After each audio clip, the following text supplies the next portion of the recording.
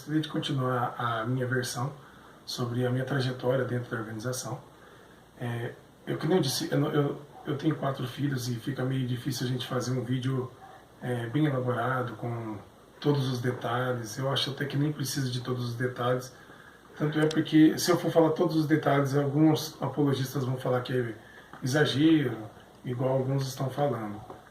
E olha que no primeiro vídeo eu nem falei nada de organização, não. O que eu falei é que realmente eles não são pessoas solidárias que ajudam uns aos outros.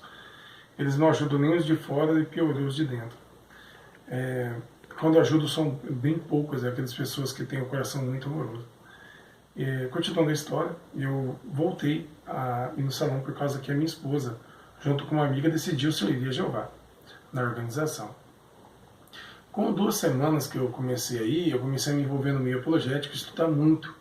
E eu ficava levantando a mão para comentar e o irmão pulava o parágrafo, mas não me chamava. E o que acontece? Eu ficava muito constrangido com isso. E depois eu fui ficar sabendo que é porque eles tinham um pé atrás comigo por causa do meu pai, que era dissociado, não concordava com eles. E também por causa de eu ter assim, meio que um gênio semelhante ao do meu pai, e ter virado tatuador e perdido o privilégio e tudo mais. Algumas pessoas perguntaram assim, qual é o seu privilégio dentro da organização aí, que nem o Júnior perguntou. O meu privilégio é ser cristão. Para mim sempre foi esse. Nunca foi ser servo ministerial ou ancião. Eu nunca de forma alguma quis ser servo ministerial ou ancião. Mas eu queria muito defender o que eu acreditava, a minha fé. Só que aí eu fui ficar sabendo que tinha que defender tudo isso escondido. Depois de um tempo que eu estava de publicador, eu e minha esposa foi chamado na sala B. E foi um constrangimento total, gente. Vocês não têm ideia. Eu fui chamado na sala B por causa das tatuagens dela. Fui chamado na sala B porque um ancião achava que eu estava dando aula de ateísmo.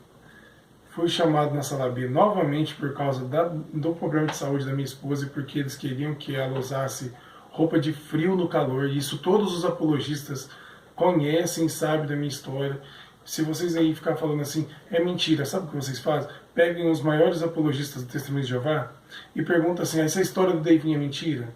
Porque se eles mentirem, abandona esses caras, porque eles que estão mentindo. Porque ouviram a minha história e me deram bastante conselhos. Inclusive, alguns deles ficaram chocados com tudo que estava se passando, que estava acontecendo comigo. Na primeira vez, eu fui chamado na sala B, e eu lembro que sentou esses 2 anciões, e ele falou assim, aqui se não ouvir o que a gente fala, é desassociado. E se for publicador, é desqualificado. Eu falei, mas por que você está falando isso para mim? Ele falou, primeiro, você está levando uma outra Bíblia na sua pasta. Eu falei, sim, eu estou levando uma Bíblia interlinear. Se caso surgir algum assunto, eu posso explicar. Mas não é assim que a organização manda a gente fazer. E outra, suas apresentações não são idênticas da apostila. E vai perguntar para os apologistas se eu não falei isso. Outra coisa que ele falou nesse dia. O ancião me chamou principalmente porque ele achava que eu estava dando aula de ateísmo nas escolas. Sendo que a única coisa que eu fiz foi, em alguns momentos, falar sobre o ateísmo, contra o ateísmo, debater contra o ateísmo com algumas pessoas de escola, junto com o professor. E daí um pouco eu fui chamado de novo. Não passou que nem 3 semanas eu fui chamado de novo, porque minha esposa tem tatuagem. E eles queriam que ela usasse roupa de frio no calor, gente. Aqui onde eu moro é muito quente. Vocês podem ver que em alguns vídeos eu estou aí quase que derretendo, de tão calor que é aqui. E ela foi chamada, eu fui chamado, e nesse dia o irmão falou assim, o ancião, a gente vai tirar o privilégio seu, a gente está pensando em tirar esse privilégio da minha esposa, porque você tem uma consciência que não está muito treinada, tá, gente? Só que ela tem um problema de saúde, tá? Ela não tem muita oxigenação no sangue e tudo mais, é um problema meio difícil de explicar, tá? É meio difícil, eu não sou perito nisso, o que eu sei é que é comprovado, eu peguei os exames dela, peguei a carta dela, entreguei para os anciãos, e é aí que deu rolo mesmo. Peguei uma carta do médico dizendo que ela não poderia andar no sol, com aquela pancada de roupa de frio cobrindo o pescoço, cobrindo a mão. Porque ela tem muita tatuagem, porque eu fui tatuador, e ela não conhecia plenamente a organização, e não era devota à organização, e de certa forma, antes de conhecer, ela odiava a organização. E quando ela conheceu, ela queria dar o melhor dela, assim como eu. Eu queria ser pioneiro, eu queria trazer todo mundo para a organização. Ela também queria trazer o máximo possível, queria dar o melhor dela para Jeová, e isso eu achava muito bonito nela. Mas o que acontece? Ela começou a ser chamada várias vezes, várias e várias vezes, eu também várias e várias vezes, por causa de tatuagem, gente. Eu lembro que quando ela foi para sair de publicadora, o ancião presidente falou assim, ela pode usar a roupa até aqui, só para tampar essa tatuagem de caveira que ela tem. Eu falei, ó, pode, normal. Né? Mas por quê? Porque tem roupinha leve até aqui, né? Deu umas 2 semanas, começou a pedir para mandar a roupa até aqui, ó. Eu falei, aí nesse dia que ele pediu para desqualificar ela por causa de que ela não tinha consciência treinada, ele disse que as irmãs não queriam sair com ela no campo porque ela tinha tatuagem. Que constantemente ele ficava falando de tirar os privilégios dela. Ele disse que eu não era o homem da minha casa, que eu não tinha direito de escolher a roupa da minha esposa. E aí ele arrumou um rolo muito grande, porque eu falei assim, já que as irmãs não querem sair com ela no campo por causa de uma tatuagem que ela fez antes de conhecer a organização, não é mais fácil chegar nelas e explicar que a nossa organização é baseada no amor, e explicar para elas que isso foi anteriormente? Para que eu fui falar isso, gente? Esse homem ficou doido, ele começou a babar de tanto que ele gritava. E para você ter uma noção, que os anciões de fora, que estavam no estacionamento, ajudando no trânsito ali, lá eles ouviram esse cara gritando.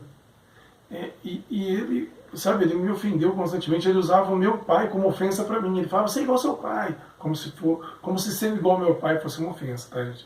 Mas meu pai é uma pessoa maravilhosa. Então, vocês apologistas aí que entram no meu canal, principalmente esses que estão começando agora, que não sabem nem o que se passa no meio apologético, o sofrimento que é ser apologista, faz um favor para mim, tá? Você não me conhece, não venha me julgar. Não venha me julgar, não venha pensar que me conhece, tá? É que eu disse, quem me conhece aqui é meu Deus, meu Criador, o seu Messias, né? E é a minha esposa.